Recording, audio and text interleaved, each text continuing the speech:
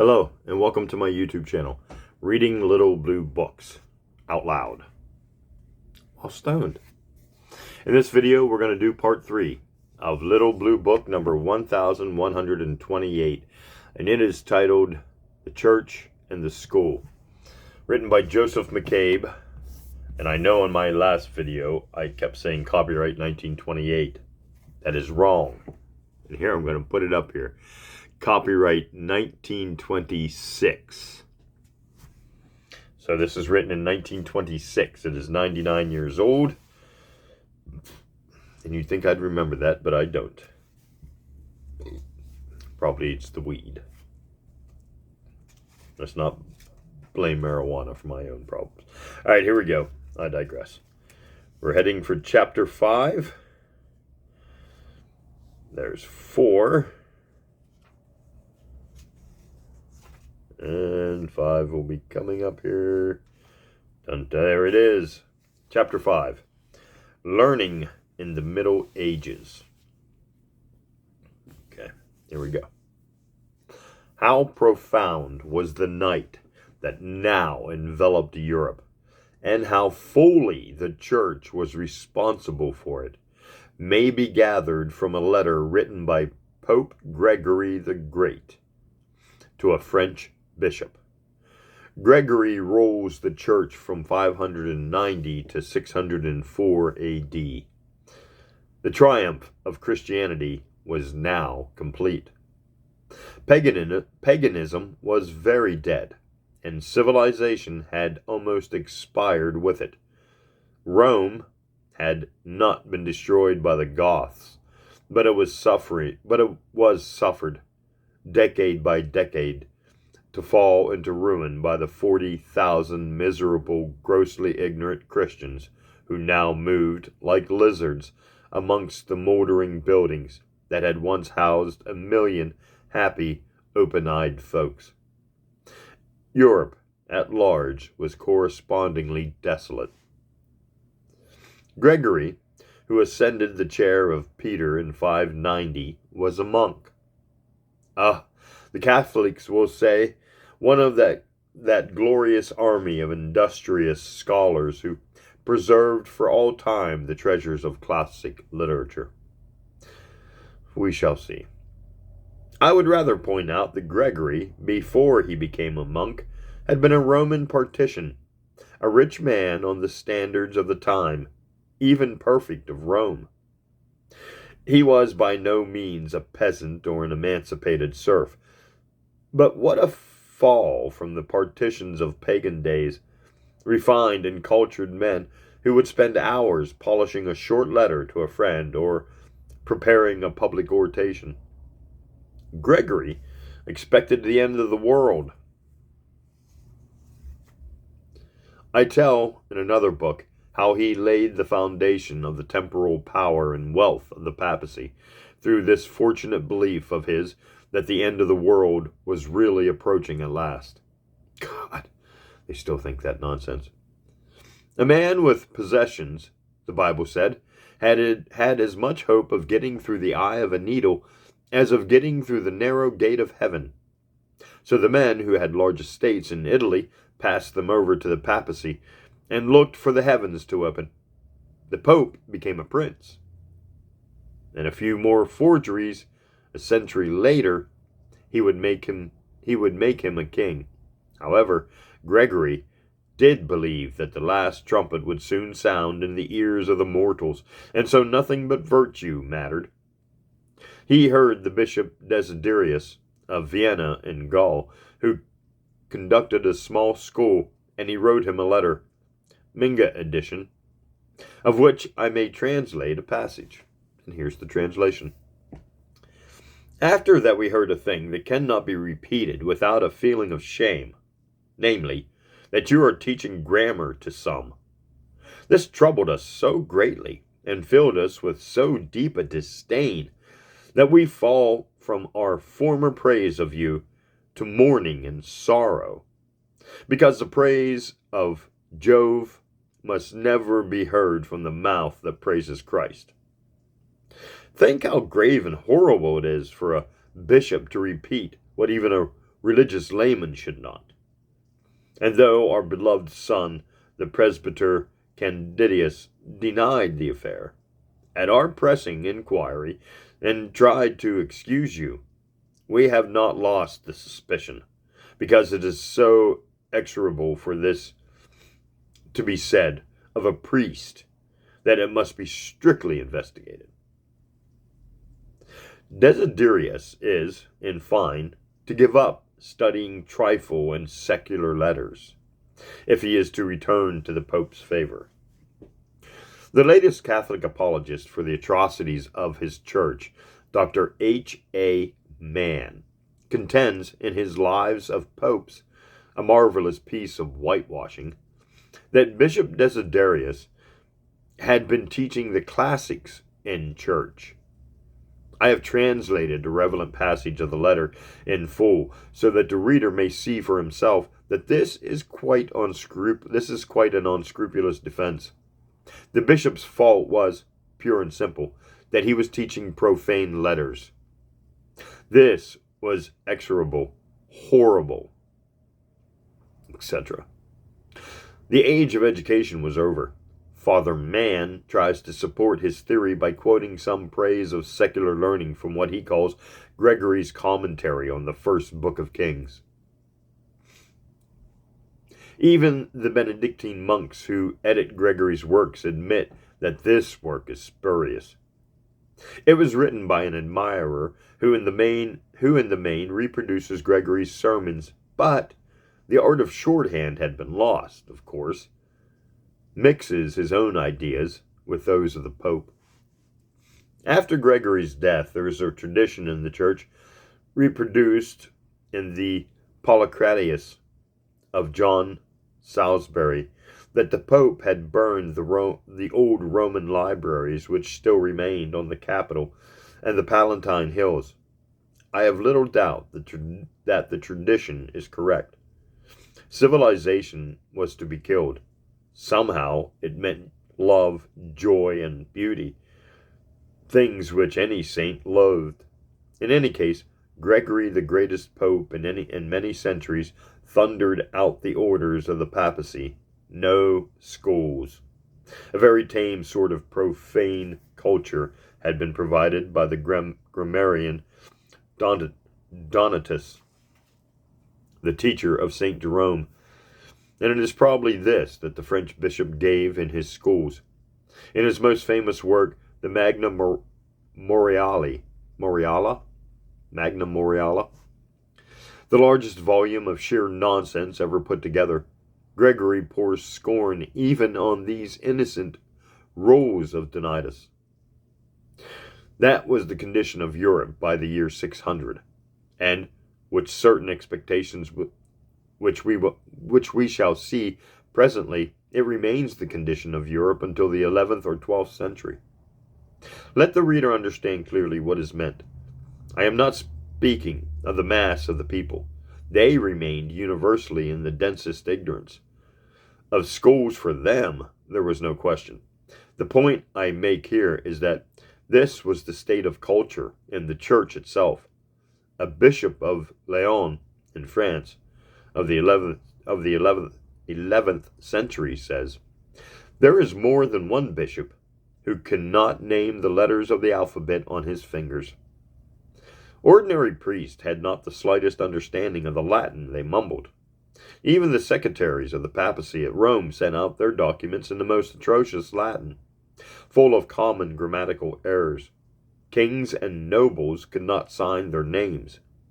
Their signatures had to be cut for them in wood and stamped on documents. The illiteracy of Europe had dropped to more than 99%.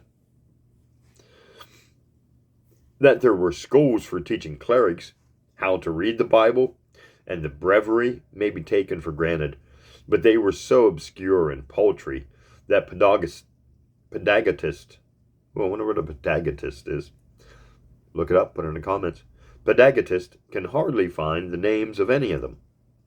As to the monks, I imagine my Catholic reader waiting on tiptoe for me to come to these famous monks of the Middle Ages. Their supposed literary activity is as priceless a legend as that of the early martyrs. The French writer Montalembert is responsible for the myth. His discovery that every monastery was a school is still quoted everywhere, though every serious historian of education will tell you that not one monastery in 100 educated even its own monks. He tells about the fervor of copying manuscripts, the great libraries of the monks. Why, he says, we know that in one monastery at Novalis, there were 6,700 handwritten books. Yes.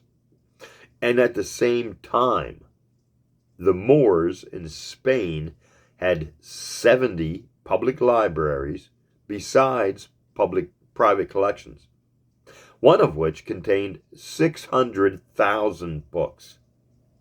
And in pagan days, the Library of Alexandria had contained 700,000 books. The Julian Library at Rome, which, with others, the Pope is said to have burned, contained 120,000 books. The overwhelming majority of the monasteries in the Middle Ages were colonies of fat and gross centralists, mainly hypocritical peasants, who could not write their own names. Impossible? In his history of pedagogy,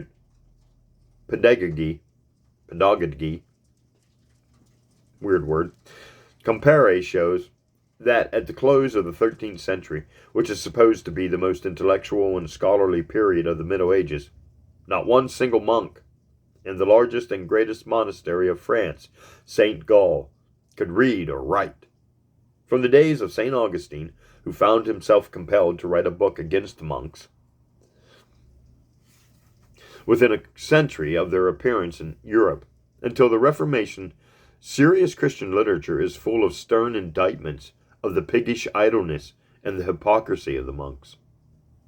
Without these monastic copyists, says the wonderful Montalembert, we should possess nothing, absolutely nothing, of classic antiquity.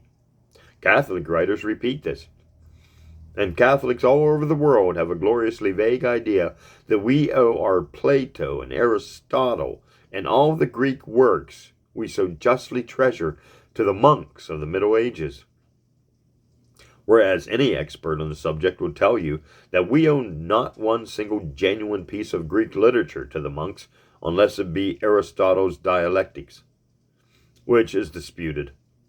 Professor Heron, who has made special research into this question, says that until the time of Charlemagne, who we shall see made the monks work, there was not a monastery in Europe that rendered any service whatsoever in connection with classical literature. Let the Catholic use his own common sense in the matter. Does he really imagine his pious monks spending the hours between their prayers in copying what he calls the obscenities of Apollos, the amorous verse of Horace, the adventures of the gods and goddesses in Ovid? A moment's reflection will tell him what really happened. Greek literature was preserved in the Greek Empire and was conveyed to Europe by the Jews and Moors. As to Latin literature, generally religious monasteries regarded it like Tertullian as inspired by the devil and would not look at it. And the great bulk of the monasteries were too gross and ignorant to do any copying. Fortunately, in every age there was an abbot or a bishop here and there who loved a cup of wine and a maid as well as Horace did, and they preserved the treasure for us. Copies even of the Latin classics were exceedingly rare in the Middle Ages. Herein shows, although a parchment book lasted practically forever. Hydrate, kids. Where the monks did spend any part of their time in the writing room, they were naturally copying the fathers of the church and later Christian literature. In a corner of the great British National Library at London, there is a full collection, the Menage collection, of the works of the fathers, Latin and Greek. 500 or 600 large quarto volumes are closely printed, what shall I call it? No one seems to approach this gallery of literary fossils except myself. It is all waste paper from the modern point of view, and that is almost all we owe to the famous monks.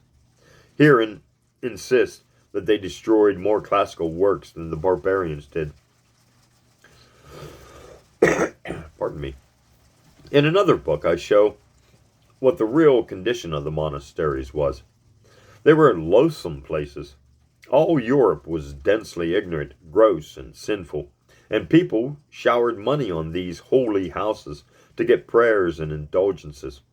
The wealth of the monasteries then attracted all who wanted to shirk work and military service, and, as we shall see, they became just piggeries. What the apologist does to find one abbot or one monastery in 5,000 or 1,000 which preserved some decency. We are not so easily duped by that kind of fallacy as our parents were. The Dark Ages remain very dark, even if there was one lamp to the 1,000 square miles.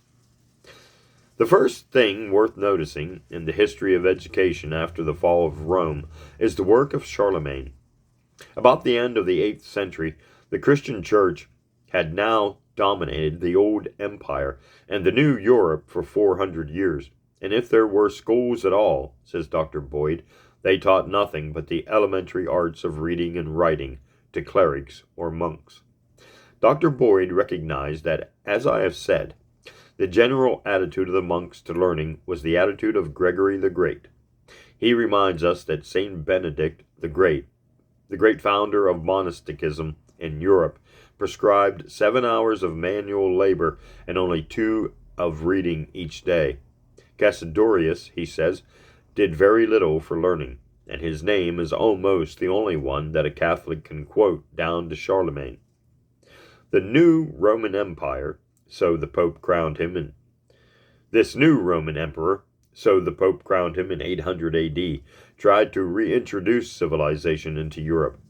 One smiles when one reads that his great effort to rid Europe of its squalor was due to his religious ideals. To the essential part of Christian teaching, the law of chastity, he paid no attention whatever. His amours and wives and mistresses were on the chic scale.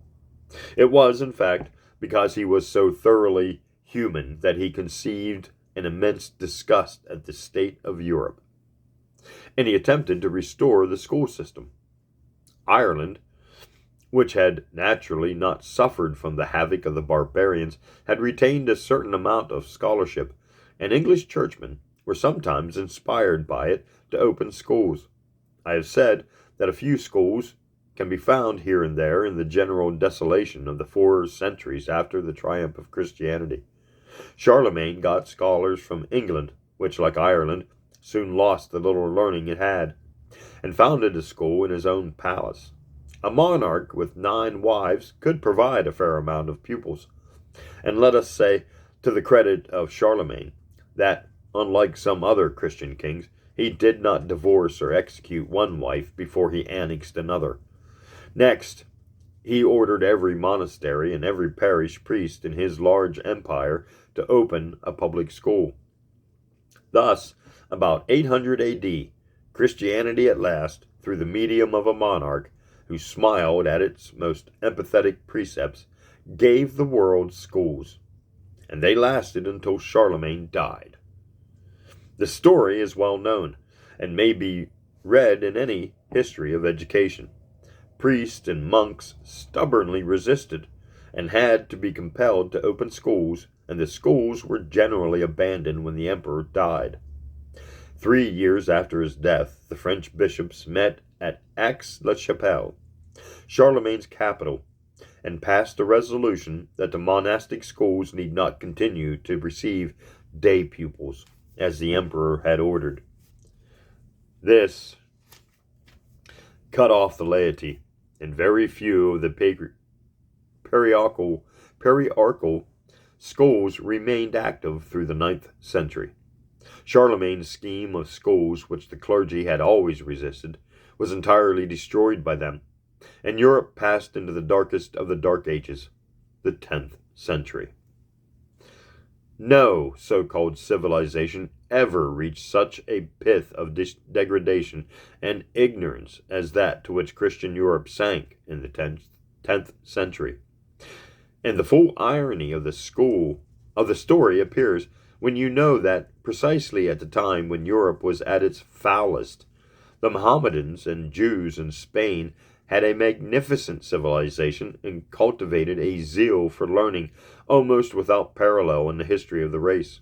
See Little Blue Book, number 1137. From whatever side we consider it, Byron's plea that Christianity is the best friend learning ever had is positively grotesque. During these 2 or 3 centuries after Charlemagne, there were episcopal or monastic schools in some places. Whatever consolation the modern Christian may find in the fact that there was now 1 school for every 1,000 which the pagans had, and at the same thing, less than 1% of the population was literate, he is quite entitled to cherish it. Most of us are more concerned with the 99% of Europe which was condemned to degrading illiteracy that covered the entire continent. And how blind were the Christian leaders who imagined that an illiterate world could be other generally than a coarse and violent world. The next phase in any history of education is the rise of the large schools out of which the universities of Europe were developed. I have fully described this scholastic life at Paris in the 12th century in my Peter Abelard. But his development of the universities, or of what is called scholasticism, does not concern me here. Its culture was of the narrowest theological description, and it affected only a few hundred in every million. I repeat that even after the full development of the scholastic movement, more than 90% of Europe remained totally illiterate. The schools were mainly used in the education of the clergy, and the teaching turned almost wholly on theological issues.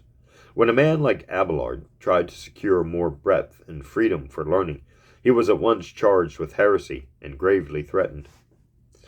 There were several reasons for this intellectual development, which seems largely only in comparison with the appalling intellectual poverty of the preceding 6 centuries. Europe had now, quite apart from religious considerations, fallen into so many settled kingdoms, Italy, France, England, Germany, etc., which restored industries and growing commerce. Wealth accumulated once more, and it naturally evolved the rise of a large middle class: lawyers, teachers, artists, architects, builders, merchants, and officials. Towns grew, and the journey from town to town and country to country became a little less dangerous than it had been. But there was another influence, and it is little appreciated. This was the example of the Moors in Spain. Their large and beautiful cities with populations of 300 or 400,000, their brilliant intellectual life, their wonderful buildings and superb art and advanced science, shamed Christendom and slowly roused it from its ignoble condition. The reality of this influence, even in the early part of the 20th century, is betrayed by a remarkable passage in the writings of Abelard. The time came when his genius and candor brought the St. Bernards of the Church baying after him like a pack of hounds. He considered that no real scholar could live in France, and he had no greater hope of freedom in England or Italy, he says. God knows that at times I fell into a deep despair, that I proposed to go forth from Christendom and betake me to the heathens in Spain, to live a Christian life amid the enemies of Christ. This was long after Abelard had been castrated by the agents of a canon of the Paris cathedral, and at a time when he was certainly a sincere Christian. It is an ironic comment on the claim that medieval Christianity inspired schools and patronized learning. In its best period, the scholastic movement was visibly stimulated by the far greater science of the Moors. The Moors gave the schoolmen Aristotle and the conquering of the Greek Christian world by the Turks threw large numbers of Greeks into Europe. This, and the steady economic development, led to the rebirth of letters and beginning of science, which we call the Renaissance. Here I am concerned with general education, the schooling of the mass of the people. They remained profoundly illiterate and ignorant through all these changes, and we have next to see how and when it was that the education of the people, as the pagans had known it, and we know it today, was re-inaugurated. Boy, that was a bit of a long chapter, wasn't it? Let's see. Do we want to go on to chapter 6 or make chapter 6 another video? Let's see. We've got quite a few pages.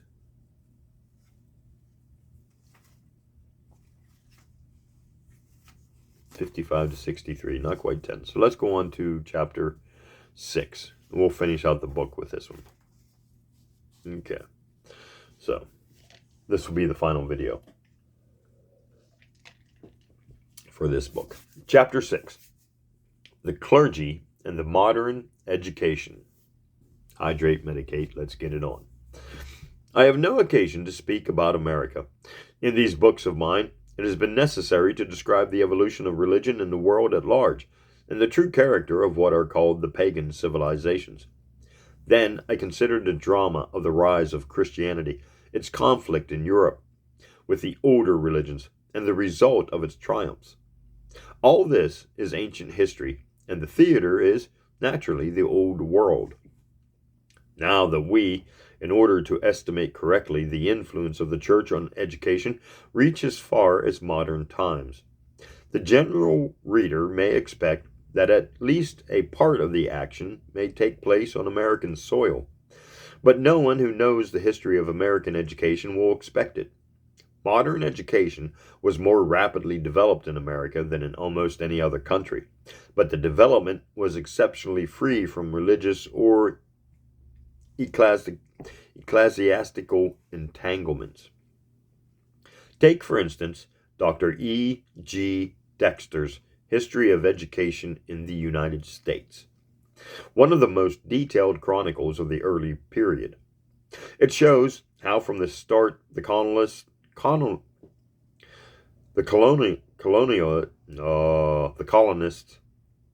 who came from Europe and were naturally men of more than average spirit and energy, brought with them such educational ideals as there were in Europe, and were able, making allowances for colonial conditions, to realize them better than in Europe.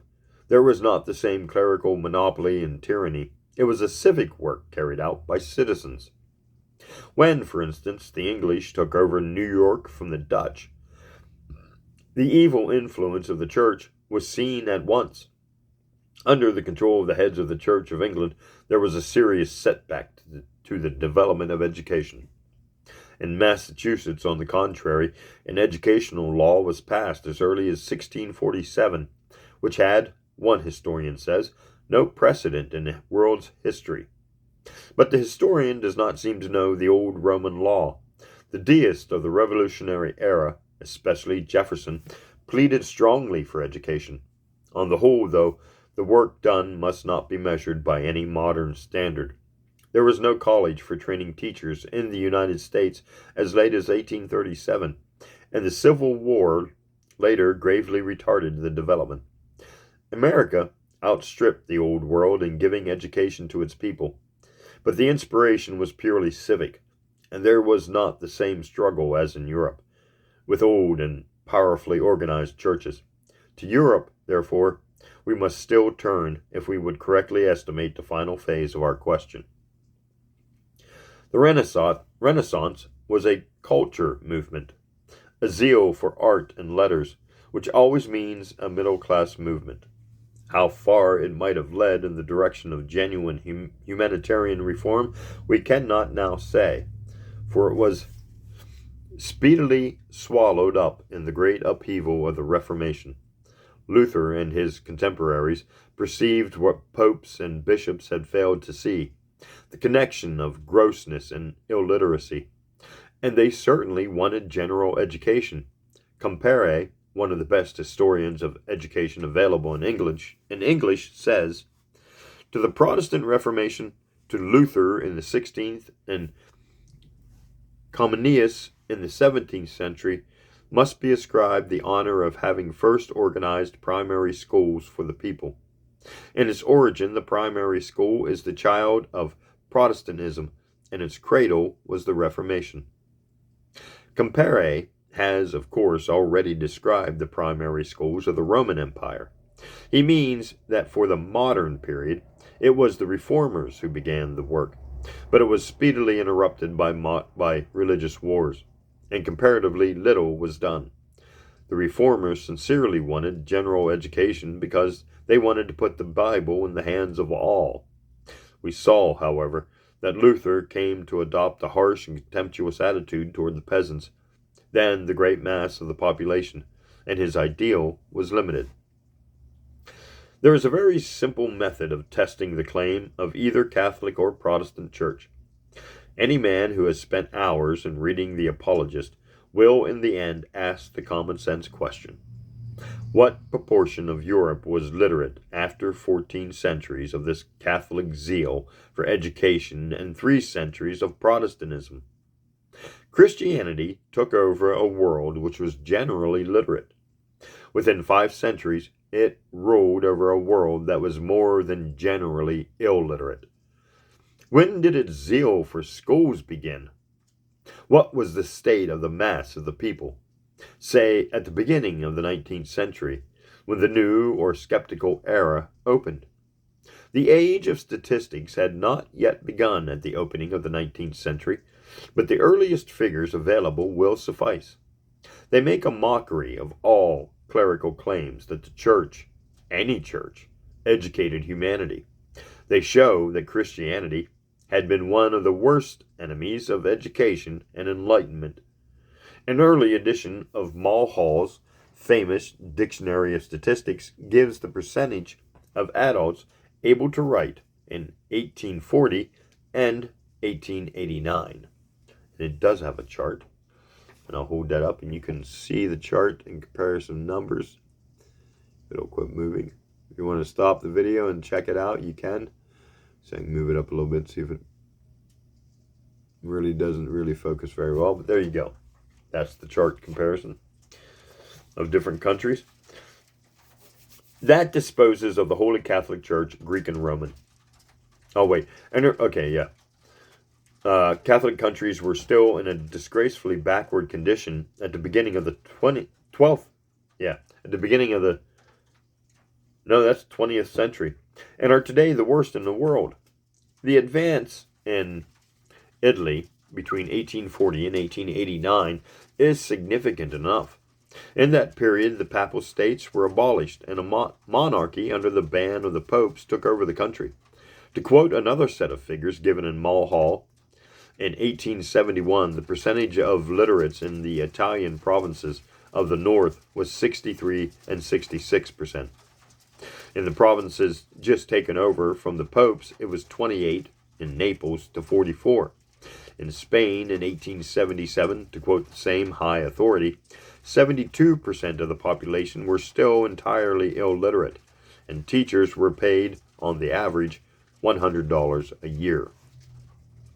Protestants can at least boast that the various branches of the Reformed Church did not obstruct popular education as the Church of Rome did, but let them not boast too loudly. It was the rationalistic monarch Friedrich the Great who gave Germany its lead. It was the great rationalistic educator Pestalozzi,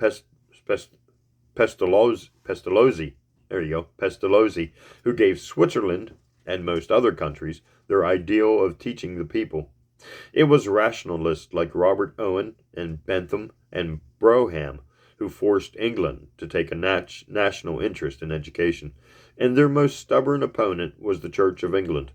In France, it was neither Catholic nor Protestant, but the Great Revolution and its rationalist leaders who started the work of education. I have described the struggle for schools in England in my little work, The Truth About Secular Education, and in a pamphlet, 100 Years of Education Controversy. Clerical writers boast of the schools which had been established in England. Catholics boast of what had been done before the Reformation. Protestants boast of the grammar schools, etc., which they raised. And the simple answer to the boast of both of them is that when an educational measure was introduced into the British Parliament in 1807, it transpired that at that time 19 people out of every 20 in England could not read and write. What was done after that was done under increasing rationalist pressure. 95% of the British nation was illiterate at the beginning of the 19th century, and the Archbishop of Canterbury led the opposition to the founding of a national school system. Of course he did. Now, except that Prussia, Holland, and France, at the Revolution, had begun a little earlier to educate their people, this was the general situation in Europe. At the beginning of the 18th century, 95% of the people of Europe were illiterate, and had never been otherwise since Roman days. The work of the churches since the Reformation had had the significant result of reducing the illiteracy of Europe from about 99 to 95%. A phenomenal triumph for Christianity, surely. The less said about it, the better. Moreover, this slight rise of the percentage of literates must be considered from another point of view. In the first place, printing had been invented, books were multiplied, education was far easier. And so, we are not surprised that some of the artisans tried to learn to read. But, in the second place, few, even of these skilled workers, can have gotten education because in these centuries, the 15th to the 19th, the middle class was increasing rapidly. The increase of literates after the 15th century means largely an increase in the middle class. The grammar schools, etc., of which we hear so much, were almost entirely middle-class schools. The elementary schools, founded in the 18th century by the Society for the Promotion of Christian Knowledge, were mere caricatures of schools, and they expressly stated that their object was to fit the child of the worker for its inferior station, in the words of the Bishop of London. That is to answer a drastic and terrible answer to the clerical claims about education. Figures are better than rhetoric. To the Catholic apologist, they say, your church took over a world in which practically all free men were taught to read and write. It smiled when their schools perished, and it then allowed the mass of the people to remain illiterate to the extent of almost 100% for 1,000 years. To the Protestant apologist, the figures say, your church took over priest-ridden and grossly exploited peoples illiterate to the extent of nearly 100%, and, confining our attention to the workers, it may have in 300 years raised illiteracy by 1 or a fraction of 1%, and it had easier conditions, printing, and greater national resources than the Catholic Church had had. But let not the Catholic image of this increase of the wealth of the world after the Reformation lessen the guilt of his church before that date. Even in the 19th century, when the world rang with the cry of educating the people, when science was making education both cheaper and more effective, when sociologists and moralists were pointing out at last, as bishops had never done, that education uplifted a people, whenever the Catholic Church still held power, nothing was done. In central and southern Italy, in Spain and Portugal, in Austria, in Chile and Peru, humanitarians appealed almost in vain for effective general education.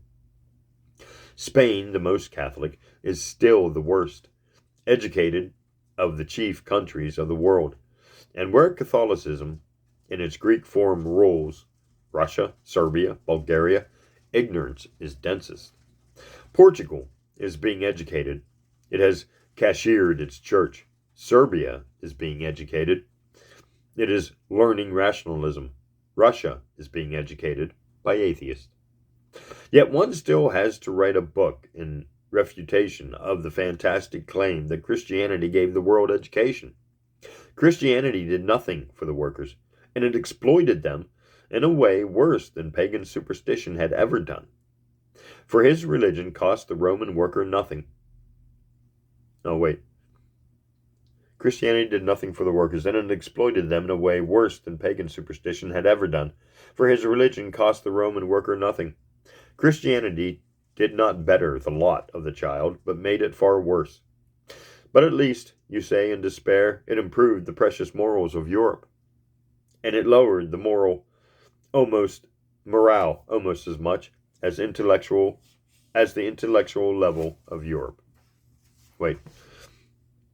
But at least, you say in despair, it improved the precious morals of Europe.